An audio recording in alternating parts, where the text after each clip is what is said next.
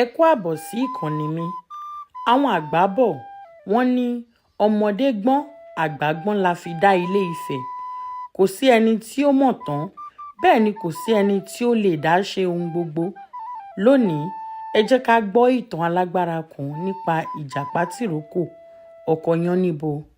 Ẹni tó rò wípé gbogbo ọgbọ́n ayé ọ̀dọ̀ òun ló wà, òun nìkan lòun gbọ́n lórílẹ̀ ayé. Ní ayé àtijọ́, Ìjàpá tìrókò ọkọ Yáníbo, ó ro ara rẹ̀ pé òun ni òun gbọ́n ju gbogbo ẹ̀dá ayé lọ. Ó ní kí a má tan ara wa jẹ, gbogbo ọgbọ́n tó kù láyé, òun ló yẹ kí òun kó o dání. Nítorí èyí, Ìjàpá pinnu láti wá gbogbo ọgbọ́n tí ó wà ní ilé ayé, kí ó kó o sínú igbá ńlá kan. Ó rìn kiri gbogbo àgbáyé, ó ń gba ọgbọ́n lọ́wọ́ eku, lọ́wọ́ ẹyẹ,